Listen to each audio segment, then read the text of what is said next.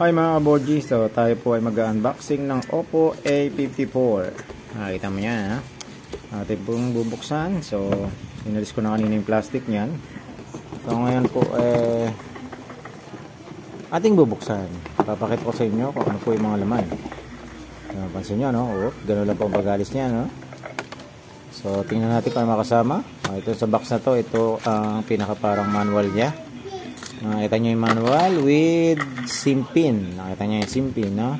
Tapos ito yung mga manual. And then, may kasama po siyang jelly case. So, lahat na ata ng mga cellphone ngayon ay ganito. May kasama na silang mga jelly case. So, balik po natin. At sundan natin ulit kung ano yung susunod. So, ito po. Ayan, mga kaborgi. So, ito na po yung mismong unit. So, ito nyo naman, ha? Naka-plastic. Tsaka maganda, mabigat. Ayan po ang kanyang specs, 5,000 milliamps long lasting battery, 18 watts fast charge, saka 16 megapixel.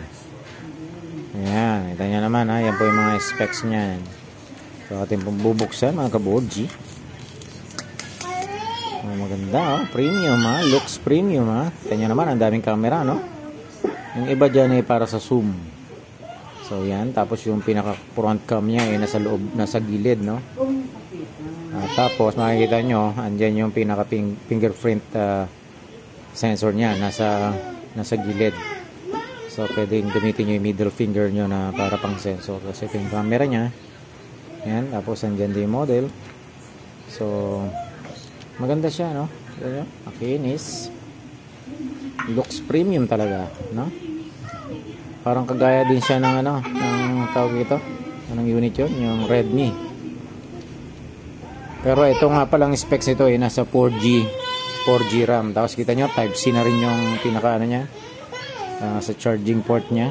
Tapos kasama 3.5. So pasensya na po kayo sa aking baby. Tapos ito po yung kanyang tawag ito, power charger. Kita nyo naman ha. Ano po yan? Fast charging yan. Napakalaki. Siguro mga ilang rin to, ilang amps. So yan po mga kaborgi, kita nyo. Yan ha. Tapos ito yung kasamang cable. Ang kasamang cable niya ay sa Type-C din. Siyempre. Type-C yung pinaka charging port. So dapat Type-C din po. So yan. Hindi ko nabubuksan no. Para mapakita ko lang sa inyo ang itsura. So yan. Siguro nasa to. 1 meter. 1 meter lang yung haba nito. So yun lang po ang mga kasama niya. Yung iba. So ibabalik lang natin ulit mga kaborgi. Kasi itong video na to or tama itong bilag na to is para sa unboxing ng Oppo A54. O yan, nakakinis no. Glass finish po yung likod niya. So kaya may jelly case para nga rin hindi magasgas. So yan po ang model niya. So parang tingin ko meron siyang kasama rin na na screen protector. So papakita ko lang sa inyo. Pakita ko lang sa inyo kung ano po yung pinakalagayan ng SIM niya. So pwede tayong dual SIM na po siya. Pwedeng lagyan ng 1 tsaka isang SD card. So dalawang SIM card tsaka isang SD card ang pwede nating ilagay. So yun po mga kaborgi. So ayos. Nasa gilid din yung camera niya. Hindi sa gitna. Yun lang hindi kagandahan dito. Pero pwede na yan.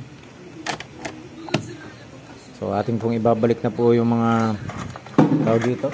Mga niya. Kasama yung accessories. So i-plastic po natin. Baka mahuli po tayo ng may-ari. So yan. In-unbox ko lang so actually sa to sa opisina namin. So yan po mga kaborgi.